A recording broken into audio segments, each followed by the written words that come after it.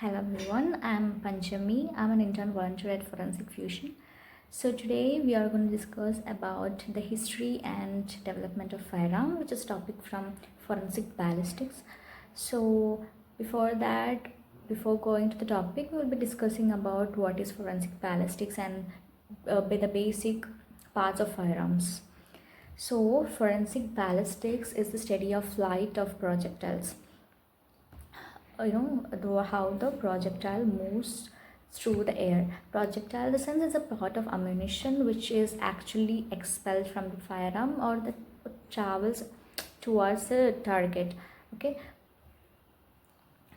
And the forensic ballistics. Forensic ballistics is the use of ballistics to examine the evidences from the firearms that may be used in the crime. So the forensic ballistic experts use these evidences like the bullets, shell casings, and the gunpowder. The gunshot residue is common, right, in the firearm cases. So the gunpowder residues to reconstruct the crime scene and identify the weapons used, determine the shooter's position and the distance and angle of the shoot. So next we will move to the parts of firearms. Okay, the main part of the firearm, it will be the barrel. It's a long metallic tube or the extended part of the firearm, and through which the projectile, the bullet, is propelled out. Okay, it contains rifling which has grooves and lands inside it where the bullet can spin through, and it helps in stability and the accuracy in the flight. So next will be the trigger. The trigger is nothing but the lever that when we pull it, it releases the firing mechanism and it ignites the cartridge and fires the bullets. Okay, and it is connected to the firing pin or the hammer which strikes the primer and on the cartridge. A primer is nothing but it's a small sensitive chemical compound which is located at the base of the cartridge, and when it is struck by the firing pin, the primer gets ignited and sets the flame into the propellant and initiates in the combustion or the explosion. And next will be the firing pin or the hammer. Hammer is strikes the firing pin. Okay, firing pin is a small pointed metallic part or metal part inside the firearm where it helps in firing a bullet. Okay, when you pull the trigger, the firing pin quickly moves towards and strikes the primer, and it ignites and creates an explosion. So hammer, okay, the hammer strikes the firing pin, and when then it impacts the primer of the cartridge, causing the ignition. So in some firearms like striker guns, the spring loaded firing pin is instead of hammers. So next will be the trigger guard. Trigger guard is nothing but it's a guard for the trigger. It avoids accidental firings, etc. And magazine it stores the ammunition and feeds it into the chamber, and can be internal or detachable, allowing for faster reloading and semi-automatic and automatic firearms. So the chamber is located at the end of the barrel. Okay, and it holds a cartridge in the place before firing, and when the trigger is pulled, the firing pin ignites the primer and ignites the gunpowder, creating the explosion, propels the bullet. So the barrel has two ends, the muzzle end and the breech end. Muzzle end, in the sense, it's a front part or a front end where the bullet is expelled out, and the breech end is the place where the hammer is struck, okay, or the bullet is loaded. And it has action. The action is the mechanism that loads the fire and ejects the cartridge, etc. And we can see sight. It helps to aim, like the shooter to aim accurately. So now let's begin to the history and development of fire. Okay, let's move into the PPT, history and development of firearm. In this PPT, we'll be covering the introduction, history, and conclusion. Introduction, we'll be discussing about what is a firearm and the basic history of the firearms, and later we will be discussing in depth of the history, and in conclusion we will be discussing, or we will be summarizing the what all topics we covered, and we will be discussing brief significance of firearm in the forensic ballistics. So in introduction, first will be the firearm. What is a firearm? It's a mechanical device which is used to shoot a projectile at a high speed to a target using expanded gases from a burning propellant. So the firearm name was first recorded in the 1640s to 15.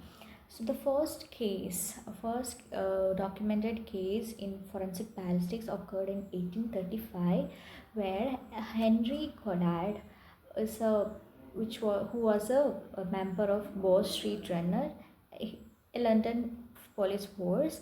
He matched a bullet recovered from a murdered victim to a specific mold which was found in the suspect's home. So effectively it linked the suspect to the crime scene and and securing a conviction, and this was considered as the first forensic bullet comparison, and which was documented as a first case in forensic ballistics.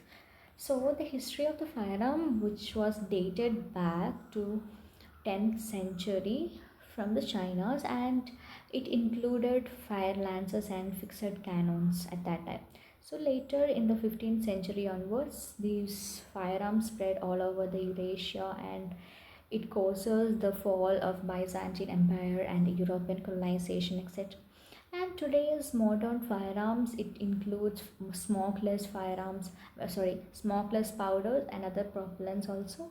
And there was a Greek fire, which was an incendiary chemical weapon which was used in the Eastern European Empire. So we'll move to the history. The first was the hand cannons. It was first used by the Yuan dynasty of the China, and around 1300s. So it was made of the bamboo, and the muzzle end was used to load the projectile or the gunpowder of it, and it ignites the gunpowder, causing the explosion, and that propelled the projectile forwards. Although it was effective, it required much strength and stability due to its weight and size. So it was considered as a disadvantage of it. And next will be, so this is the Yuan dynasty's hand cannons, and the principle was that it was loaded in the muzzle end, and the ignition was at the breech end, and it creates explosion and propels projectile forwards. So next is the breech lock. It was one of the earliest firearms firing mechanism, and a lit wick was placed near the propellant or the primer. Primer is nothing but the which initiates the firing or the explosion. It ignites a gunpowder, and however the system had significant limitation. It was ineffective, or it cannot be functioned during the wet conditions, since it produces fire. And also the other disadvantage of it was, since the wick emits light, the attackers can easily see it, and it exposes the fighter or the firing person. This is the arquebus, commonly used in the European, which is in the matchlock system. So the mechanism or the working principle was a liquid ignites the propellant near the primer, and it generates a spark and it propels the projectile. So next is the V-lock system. It was used in the early 1500s, and it was an improved version of the matchlock, and it contains a wheel which creates a spark when triggered, which ignites the primer. So the wheel is basically connected to the trigger through a chain. So when the wheel is moved against the steel holding the primer, it revolves in its axis, and when the trigger is pressed. So because of the friction, the part of ignited releases the projectile. So the V-lock is more precise, weatherproof and efficient. So this was the example for it, V-lock pistols used in the Renaissance Europe. And as we discussed, the working principle is like the triggering of the weapon. It rotates the wheel and creates a friction and ignites a primer and fires the projectile. So yeah, next will be the flintlock system, which was used in the early 1600s, and it was more effective than comparing to the other firearm systems, and it used a piece of flint which strikes the steel to ignite the gunpowder. Okay, so the method is like it ignites the propellant by striking the steel lid of the priming pan, and using the flint which was connected to the hammer. So the bullet or the projectile is released from the weapon, and it creates a spark when it is entered into the main charge through the touch hole. Okay, so this is the example for it in the musket rifles used in the American Revolutionary War. As we said, the working principle is like we pull the trigger, it strikes the flint against the steel and ignites the main charge through the touch hole. So next will be the percussion cap, which was used in the 1805. So it was created by Alexander John Forsyth in 1807, and the main thing was it used mercury fulminate, which was a sensitive compound that ignites upon the impact. So it was like more powerful flash, which was enough to ignite the barrel's primary charge, like of the powder, when the striker or the hammer was struck. So it removes the need for the separating of the sparking mechanism and the priming powder, and it was it removed the need for the separating spark mechanism, simplifying the firing process and increasing the efficiency of it. So this is the example for it, early cap lock pistols, which was the example for the percussion cap. So the working principle, as it said, hammer strikes the cap, ignites the primer and sets the main charge. Next will be the pinfire system, which was used in the 1840s. So it's like the primer was placed inside the cartridge case with a small pin extended from it. Okay, like the pin that rests in the percussion cap is extended through one side of the cartridge case in the pinfire system.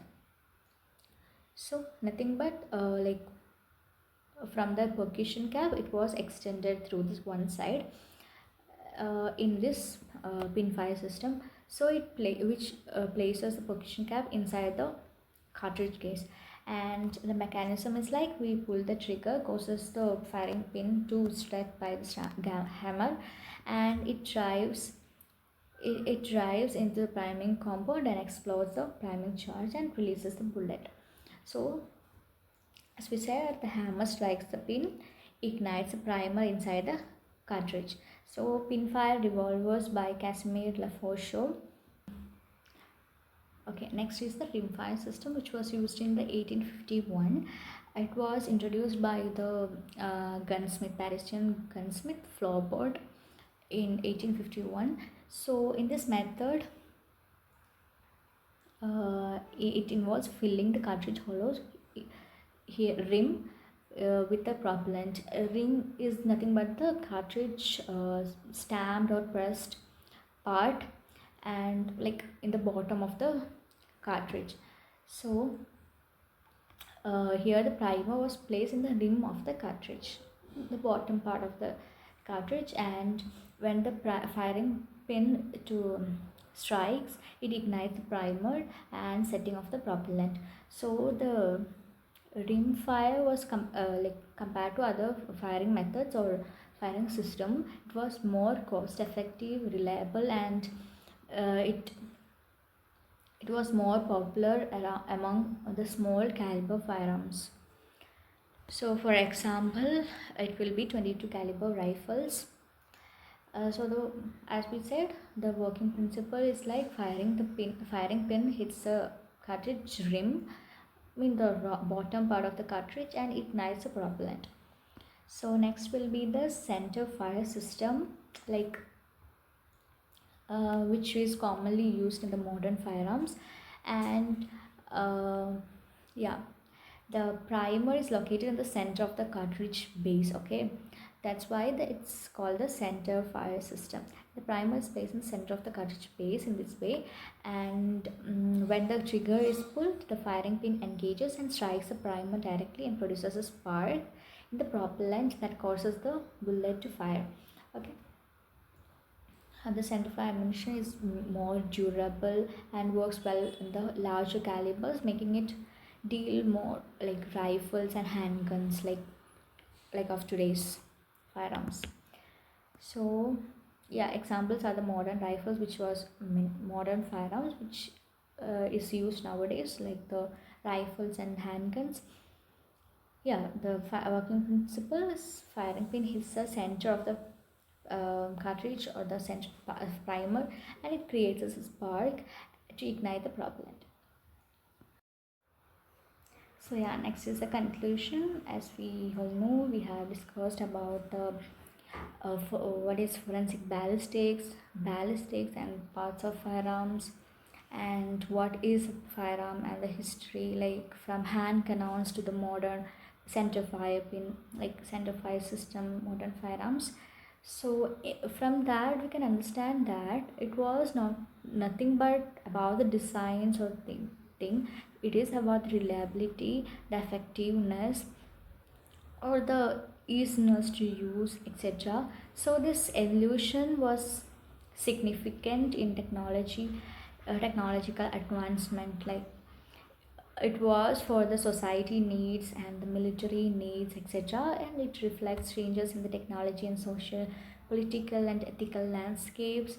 And as we can see, there was development in gunpowders and rifling and this automatic and semi-automatic or the mechanisms, etc.